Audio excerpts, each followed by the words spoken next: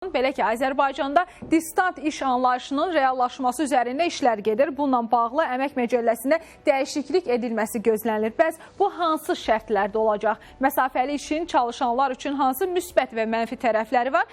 Eyni zamanda bu istiqamətdə digər sualları da araşdırmışıq. İzləyək dəyərli izləyicilər. Distant, yəni əmək funksiyasının elektron, proqram texniki vasitələr əsasında məsafədən yerinə yetirilməsi formasına deyilir. Artıq Azərbaycanda da işlər distant formada keçirilə bilər. Əmək məcəlləsinə ediləcək yeni dəyişiklik bundan xəbər verir. Məcəlləyə distant iş anlayışı gətirilir. Milli Məclisin iclasında təklif birinci oxunuşda artıq qəbul olunub. Qeyd eləyək ki, ölkədə belə bir iş rejimindən ötən illərdə istifadə olunub. Covid-19 pandemiyası dövründə bir sıra dövlət qurumları məsafədən işləyib. Bu məsələnin daxilində müəyyən şərtlər də mövcuddur. Əgər tərəflərin qarşılıqlı razılığı olduğu təqdirdə bu şəkildə müqavilə bağlayacaqlarsa, o zaman əmək müqaviləsində bütün şərtlər öz əksini tapmalıdır. İş saatları, istirahət vaxtı, belə deyək də, tərəflərin razılığa gəldiyi məqamlar öz əksini müqavilədə tapmalıdır. Əgər tərəflər müəyyən olunmuş gündəlik iş saatıdır, istirahət vaxtıdır, işə başlama, işin bitmə saatlarıdır, tərəflər bunların hər birini əmək müqaviləsində artıq müqavilə bağlanılarkən bu barədə razılığa gəlməlidirlər. Əlavə olaraq əmək məcəlləsinin 55-ci maddəsində də dəyişiklik edilib. Əgər işçi və işə götürən arasında əlavə şərt varsa, bu da müqavilədə öz əksini tapmalıdır. Vətəndaşlar da öz növbəsində distant iş barəsində müsbət fikirdədirlər. Olar, mənə gəlir realdır. Niyə bu pandemiya dövründə elə cəmaət dərs keçdi də? Bu da indi elə baxır indi tamam olmasa da qismən keçmək olar. Mən pis baxmıram. Bir çox şirkətlər artıq distant işləyirlər. Mən özüm də hardasa bir 6-7 ayda distant işləyirəm. Düşünürəm ki, bəzi işlər üçün distant çox uyğun olar. Məsələn, biz dizayner olacağıq və ya hər gün gəlib ora SMM və ya dizayner gəlib orada yolda vaxt keçirmək, yol pulu xərci üst-üstə gələndə ən rahat elə uyğunu distant şəkildə məşğul olmaqdır məncə. Azərbaycanda distant iş olsa yaxşı olar. Yəni tələbələr çoxsu dərsdən sonra distant işlə məşğul olsa, onların gəlirlərinə də xeyirdir. Çünki vaxt problemi var ki, onlar dərsdən sonra işə getmək çətinlik çəkirlər. Məncə yaxşı olardı, ən azından uzaqda qalan insanlar üçün, məsələn, rayonda falan qalan insanlar üçün yaxşı olardı, yola vaxt itirməzdilər. Yəni süni intellektin inkişaf etdiyi bu zamanədə məncə çox yaxşı olar, həm tıxac azalar.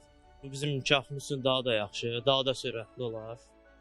Dünyada ilk dəfə məsafədən işləmək anlayışı 1973-cü ildə ortaya çıxıb. Crossover portalının verdiyi məlumata görə NASA mühəndisi Jack Niels çağrı mərkəzində çalışanların məsafədən işləməyinə şərait yaratdı. 1983-cü ildə isə bu rəqəm 2000-ə çatdı. Hazırda isə bu rəqəm sürətlə artmaqdadır. Beynəlxalq Əmək Təşkilatının verdiyi məlumata görə Covid-19 pandemiyasından əvvəl dünyada təxminən 260 milyon distant çalışan var idi. Bu da ümumi məşğulluğun 7,9%-ni təşkil eləyirdi. Paywall by Pass portalında qeyd olunur ki, dünya əhalisinin 28%-i hazırda məsafədən işləyir. Distant işin bir sıra müsbət tərəfləri də var. Fərqləndirilən tərəflər arasında məhsuldarlığın artması, diqqət yayındıran nüansların azlığı, yaxşı iş həyatı balansı bu kimi amillərə nümunədir. Bununla bərabər məsafədə çalışanlar üçün mənfi cəhətlər də mövcuddur. Distant iş modelinə keçərkən həm işçi məmnuniyyəti, həm də biznes nəticələri prizmasından baxdıqda bu model işçiyə bir vaxt çevikliyi verir, vaxt sərbəstliyi verir. Eyni zamanda isə şəxsi həyat və iş həyatının qorunmasına, balanslı qorunmasına da xidmət edir. Eyni zamanda düşünürəm ki, distant iş bizə həm də daha geniş istedad bazasına çıxış əldə edirik. Bütün coğrafi məhdudiyyətlər də aradan qalxır və bu xüsusilə ixtisaslı kadrların, səriştəli namizədlərin cəlb olunmasında çox yüksək bir avantaj verir bizə. Mütəxəssislər bildirirlər ki, belə iş modelində ən vacib şərt komanda ruhunu qoruyub saxlamaqdır. Bunun üçün tez-tez onlayn formada görüşlər keçirmək, düzgün idarə etmə modelini yaratmaq çox önəmlidir. Maraqlı məqamlardan biri isə hansı peşələrin, müəssisələrin ilk olaraq distant formaya keçirilməsidir. Məsələ ilə bağlı bildirildi ki, Əmək Məcəlləsinin keçərli olduğu bütün iş yerlərində distant iş rejimi də mümkün olacaq. Və bu məcəllə demək olar ki, ölkədəki bütün iş yerlərinə şamil olunacaqdır. Anlayışda deyildiyi kimi, məsafədən, əmək funksiyasını məsafədən yerinə yetirilməsinə şərait yaradan, yəni şəraiti olan belə deyək də, iş yerlərində bu tətbiq oluna bilər, bu anlayış tətbiq oluna bilər.